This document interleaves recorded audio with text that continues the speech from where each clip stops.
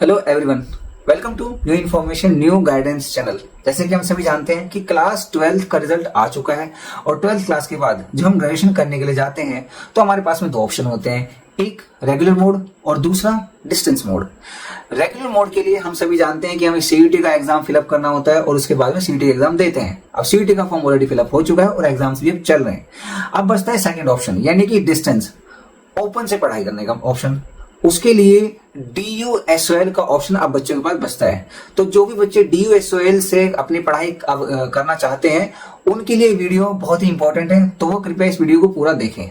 अब यदि मैं DUSOL के एडमिशन के बारे में बताऊं तो इस बार थोड़े से चेंजेस हैं जो कि आपको ध्यान रखना जरूरी है, जिसमें कि इस बार ऐसा है कि आपको पहले रजिस्ट्रेशन करना होगा, उसके बाद एडमिशन प्रोसेस में आप जा पाएंगे। अब रजिस्ट्रेशन में क्या है, रजिस्ट्रेशन में कुछ 3-4 चीजें, इसमें कि सबसे पहली चीज ये है कि आपको अपने बेसिक डिटेल्स डाल करके अपना रजिस्ट्रेशन करना है, एक बात। दूसरा, आपको अपना एक ABC ID जनरेट करना है। ABC ID का मतलब क्या होता है, जैसे कि मान लो कि मैं एक सेमेस्टर में कुछ पेपर पढ़ना चाहता हूं, ठीक है, तो हर एक पेपर या हर एक सब्जेक्ट पढ़ने के बाद मुझे कुछ क्रेडिट्स मिलेंगे, ठीक है।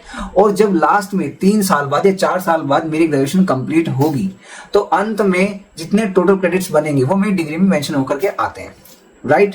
अब उन क्रेडिट्स का एक बैंक बनता है, यानी कि उनका एक पूरा अलग से स्टोरेज बनता है जिसको हम बोलते हैं एकेडमिक बैंक ऑफ क्रेडिट, ठीक है। इसके लिए ABC ID जनरेट करते हैं। फिर हमारा जो थर्ड फेज होगा, इसी रजिस्ट्रेशन फेज का जो थर्ड पार्ट होगा, उसमें ये होगा कि आपके क्लास 12th में जितने नंबर आए हैं उसके बेसिस पर आपको अपनी प्रेफरेंस सेलेक्ट करनी पड़ेगी कि भाई मैं किस किस सब्जेक्ट के लिए, किस किस कोर्स के लिए एलिजिबल हूं, ठीक है। और फिर लास्ट में अपने डॉक्यूमेंट्स अपलोड करके अपनी जो भी प्रेफरेंसेस होंगे उनको आप लॉक कर देंगे। ये फर्स्ट फेज है, यानी कि ये रजिस्ट्रेशन फेज का पार्ट है। इसके बाद में सेकंड पार्ट है, आपको जब एडमिशन लेना होगा।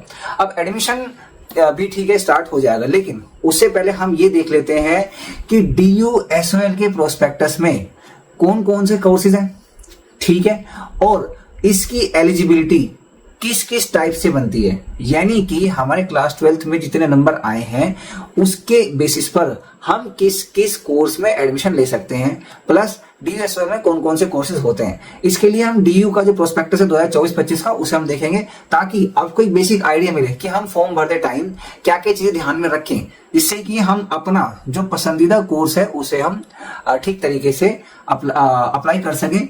तो चलिए एक बार इसके प्रोस्पेक्टस को भी देख लेते हैं।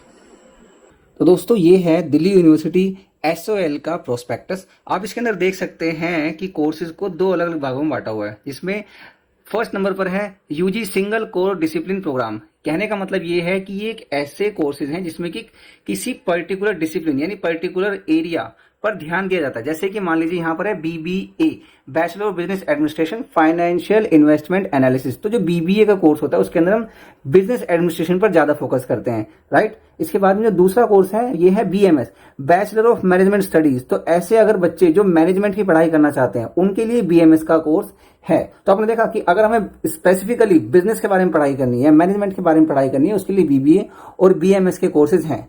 अगर हम थोड़ा सा आगे चलें तो यहाँ पे हमें देखने के लिए मिलेगा BA honours economics, BA honours English, BA honours political science, BA honours psychology.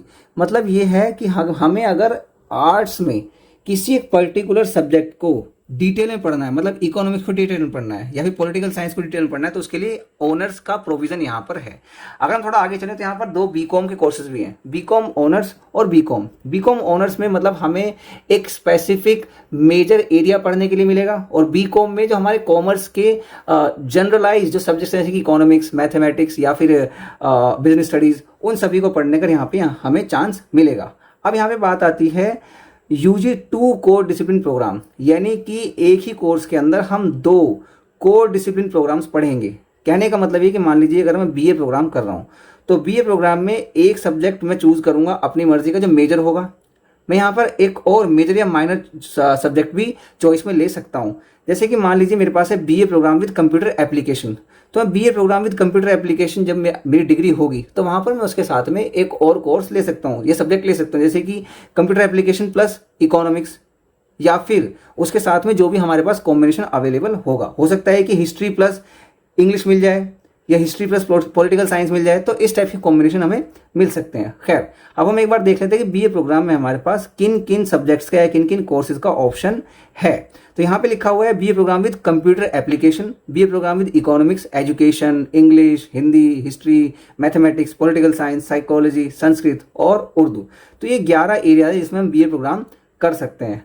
अब जो बहुत जरूरी देखने के लिए सभी बच्चों के लिए वो है इसका एडमिशन क्राइटेरिया। जैसे कि मान लीजिए कि कोई बच्चा है वो बैचलर ऑफ बिजनेस एडमिनिस्ट्रेशन यानी BBA करना चाहता है, तो उसके लिए जरूरी यह है कि उस बच्चे ने क्लास 12th में कोई भी एक लैंग्वेज पढ़ी हो और साथ में मैथमेटिक्स पढ़ा हो, यानी कि एक लैंग्वेज और मैथमेटिक्स में उसने पास किया होना चाहिए, और साथ में 45% उसकी क्लास 12th में एग्रीगेट होनी चाहिए। अगर बच्चा SC ST और PWD कैटेगरी से है तो परसेंटेज का कोई क्राइटेरिया नहीं है, किसी भी परसेंटेज का बच्चा यहाँ पे एडमिशन ले सकता है। और अगर बच्चा OBC कैटेगरी का है तो 40.5% उसकी जो परसेंटेज आएगी 12th में वो भी चल जाएगी। ऐसे ही BMS में भी सेम क्राइटेरिया कि मतलब एक लैंग्वेज मैथमेटिक्स पास होना चाहिए और साथ में 45% जनरल बच्चे के लिए क्लास 12th में, और SC ST वाले बच्चे के लिए, PWD बच्चे के लिए कोई भी परसेंटेज का क्राइटेरिया नहीं है। और अगर कोई बच्चा OBC कैटेगरी से बिलोंग करता है तो वो 40.5% के साथ भी एडमिशन ले सकता है। अब आप ये सोच रहे हैं कि लिस्ट ए का मतलब क्या है। मैं भी आपको लिस्ट ए जो लैंग्वेज की है वो भी दिखाऊंगा और सब्जेक्ट्स की जो लिस्ट है उसे भी दिखाऊंगा, बट पहले हम कुछ और कोर्सेज के बारे में देख लें। यहाँ पे BCom ऑनर्स, BCom ऑनर्स में 2 कॉम्बिनेशन दिए हुए हैं, ये ध्यान से देखना है। पहला कॉम्बिनेशन है any one language from list A, यानी कि कोई भी एक लैंग्वेज साथ में मैथमेटिक्स। दूसरा कॉम्बिनेशन है कोई भी एक लैंग्वेज और साथ में accountancy plus any 2 subjects out of which at least 1 should be from list B1। अब ये लिस्ट ए और B1 B2 क्या है हम अभी इसकी बात करेंगे शॉर्टली, बट यहां पर आप एक चीज और देखिए कि इन कॉम्बिनेशन के साथ साथ 45% एग्रीगेट, वही बात जो पहले हो चुकी है कि एटलीस्ट 45% तो होनी होनी चाहिए अगर आप एक जनरल कैटेगरी से हैं। तो इसके बाद में हम थोड़ा सा आ जाते हैं, एक बार BA ऑनर्स को एक बार देख लेते हैं, इंग्लिश वाले को। BA ऑनर्स इंग्लिश, किसी भी स्ट्रीम में आपने क्लास 12th किया होना चाहिए, इसके साथ आपके पास इंग्लिश होनी चाहिए क्लास 12th में, 2 सब्जेक्ट हो B1 से और 1 सब्जेक्ट हो चाहे B1 या B2 से। एक बार हम BA program with computer application देख लेते हैं। BA program with computer application the candidate must have pass class 12th और it's equivalent examination from a single recognised board with mathematics as one of the subject. ये ध्यान से सुन लेना, अगर किसी बच्चे को BA program with computer application करनी है तो क्लास 12th में आपके पास है मैथमेटिक्स होना बहुत जरूरी है, उसके बिना आप BA प्रोग्राम कंप्यूटर एप्लीकेशन नहीं कर सकते हैं।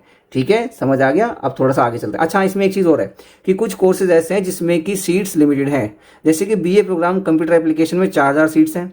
ऐसे ही BA प्रोग्राम साइकोलॉजी में सिर्फ और सिर्फ 2000 सीट्स ही हैं। तो ये भी आपको ध्यान में रखना है। ये हम प्रोस्पेक्टस इस वीडियो के लिंक में डाल देंगे, तो के कमेंट सेक्शन में डाल देंगे, आप उसे ज़रूर चेक करना। तो मुझे क्या दिखाना था आपको, लिस्ट ए। लिस्ट ए का मतलब ये लैंग्वेजेस की लिस्ट है, जो लैंग्वेज आपने क्लास 12th में पढ़ी हो। अब जो दिल्ली के बच्चे हैं उन्होंने ऑब्वियसली हिंदी इंग्लिश में या फिर उर्दू पढ़ी होगी, तो अगर इसमें उर्दू है, बिल्कुल है। इसमें हिंदी है, बिल्कुल है। क्या इसमें इंग्लिश है? हाँ जी, इंग्लिश भी है। तो आपने इनमें से जो भी लैंग्वेज पढ़ी हो वो उसके अंदर आपको चूज करनी है। अब आती है बात लिस्ट B1 और B2 की। B1 और B2 हमारे डोमेन सब्जेक्ट्स हैं जिसकी इंफॉर्मेशन आपको यहाँ पे दी हुई है और वो ऊपर एलिजिबिलिटी में भी दी हुई थी। तो ये कुछ बेसिक इंफॉर्मेशन इस वीडियो में। अगर इसके अलावा भी आपके कोई डाउट्स रहते हैं तो वो आप जरूर कमेंट सेक्शन के थ्रू पूछ सकते हैं।